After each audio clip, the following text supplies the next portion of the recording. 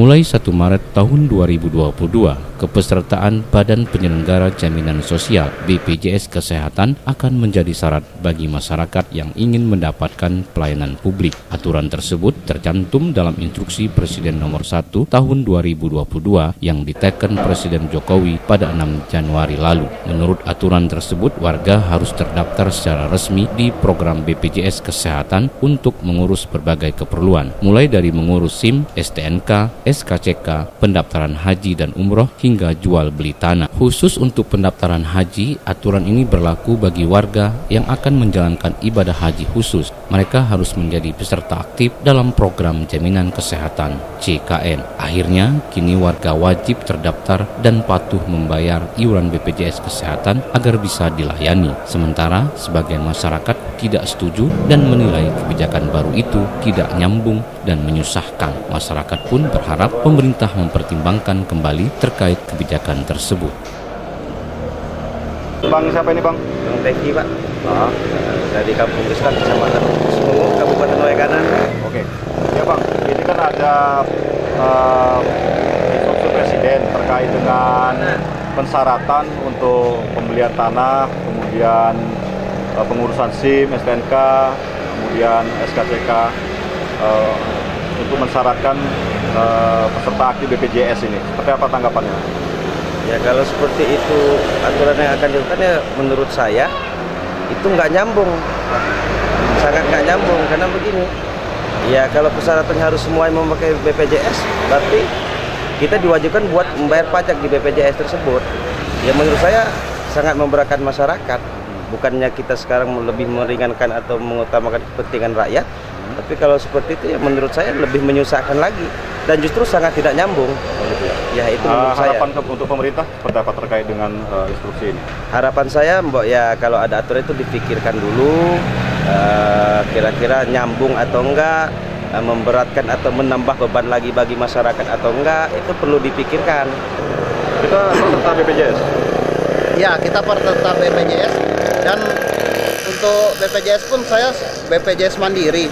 Dari dulunya kelas 1 saya turunin karena sudah kenaikan, saya turunin ke kelas 2, ada kenaikan lagi kemarin, saya akhir kelas 3, dan saat ini saya sudah nunggak selama 1 tahun. Jadi rasanya sangat memberatkan masyarakat. Harapan kepada pemerintah apa untuk terkait dengan rencana ini? Ya jangan diterapkanlah seperti itu, lebih membebankan masyarakat rasanya. Saya sendiri terbebani rasanya seperti itu. Sementara pihak BPJS Cabang Kota Bumi Lampung Utara, Niputu Ratih, selaku bagian Humas dan Hukum BPJS Kota Bumi Lampung Utara yang membawahi BPJS Waikanan, menyampaikan terkait rilis Direktur Utama BPJS Kesehatan Gufron Mukti memberikan penjelasan sehubungan dengan terbitnya Instruksi Presiden Inpres Nomor 1 Tahun 2022. Dirinya menjelaskan dalam rilis tersebut bahwa Inpres Nomor 1 Tahun 2022 mengamanatkan untuk mengambil langkah-langkah strategis yang diperlukan sesuai tugas, fungsi, dan kewenangan masing-masing untuk melakukan optimalisasi pelaksanaan program JKN KIS. Bahwa dijelaskan saat ini 86% penduduk Indonesia telah memperoleh perlindungan jaminan kesehatan dengan menjadi peserta program JKN KIS.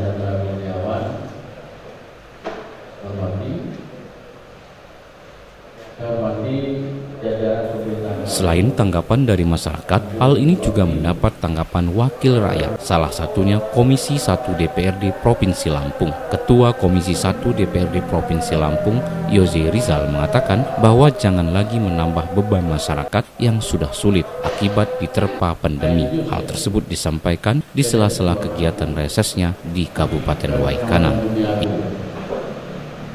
Setelah itu nanti hari Kamis saya ada acara lagi di Pulau Bawang. Ya, bisa disampaikan terkait dengan Inpres Presiden Nomor 1 Tahun 2022 terkait dengan pensyaratan untuk transaksi di BPN, pembuat SIM, STNK, dan pembayaran pajak di Samsat. Itu harus jadi gini, saya kira ini kengacauan baru lagi ini. alangkah banyak hal yang sebetulnya bisa menjadi perhatian Presiden dan bisa dia rumuskan kebijakan, kok malah ngurus yang seperti itu. Saya akhirnya menjadi membenarkan ketika ada kecurigaan orang bahwa apa yang dilakukan ini semata-mata adalah upaya untuk menghimpun dana dari masyarakat. Kan ketika masyarakat menjadi anggota BPJS kan dia harus bayar iuran segala macam.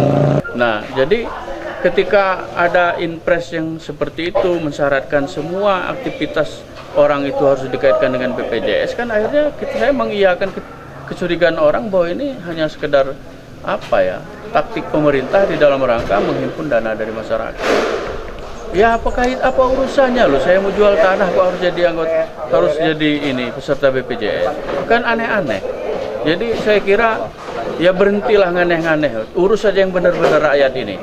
Minyak goreng langka ini urus yang benar. Kita kebun sawit terluas di dunia, tapi kita sendiri akhirnya mengalami. Ini kan bukti ketidakmampuan rezim ini mengelola republik ini. Dari Kabupaten Waikanan, tim liputan Waikanan TV melaporkan.